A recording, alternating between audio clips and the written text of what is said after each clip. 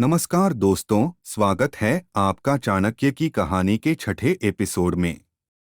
पिछले एपिसोड में हमने देखा कि कैसे चाणक्य ने मौर्य साम्राज्य की आंतरिक नीतियों और शासन व्यवस्था में सुधार किया।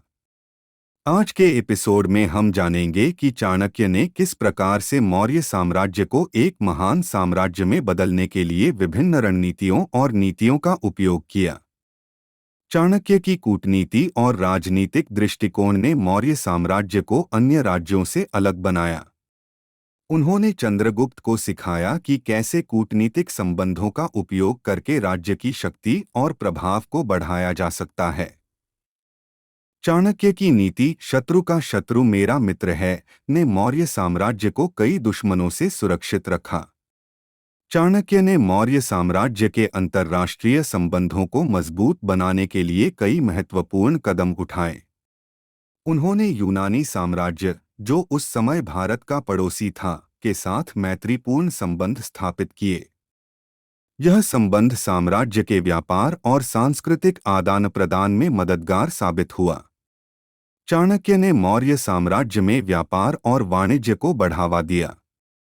उन्होंने व्यापारिक मार्गों को सुरक्षित और संरक्षित किया, जिससे व्यापारियों को निर्भय होकर व्यापार करने का अवसर मिला। चाणक्य की नीतियों के कारण मौर्य साम्राज्य का व्यापारिक नेटवर्क विस्तृत हुआ और राज्य की आर्थिक स्थिति में सुधार हुआ। चाणक्य ने विज्ञान और तकनीकी विकास को प्रोत्साहित किया। उन्होंने विद्वानों और वैज्ञानिकों को प्रोत्साहित किया और उन्हें अपने अनुसंधान के लिए संसाधन उपलब्ध कराए।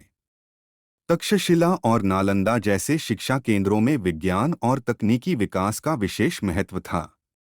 चाणक्य ने समाज में व्याप्त कुरीतियों और अंधविश्वासों को दूर करने के लिए कई सामाजिक सुधार किए। उन्होंने महिला सशक्तिकरण, शिक्षा का प्रसार और जातिगत भेदभाव को समाप्त करने के लिए नीतियां बनाईं। चाणक्य की नीतियों ने समाज को एक नई दिशा दी और सामाजिक समरसता को बढ़ावा दिया। चाणक्य ने मौर्य साम्राज्य की राजकीय स्थिरता को सुनिश्चित करने के लिए एक मजबूत प्रशासनिक ढांचा बनाया। उन्होंने प्रशासनिक अधिकारियों की नियुक्ति और प्रशिक्षण पर विशेष ध्यान दिया। चाणक्य की नीतियों के कारण मौर्य साम्राज्य में राजनीतिक स्थिरता बनी रही और राज्य का विकास निरंतर होता रहा।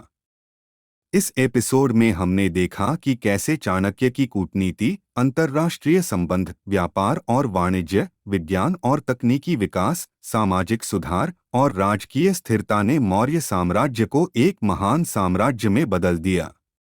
चाणक्य की बुद्धिमत्ता और रणनीतियां आज भी प्रासंगिक हैं और हमें प्रेरित करती हैं।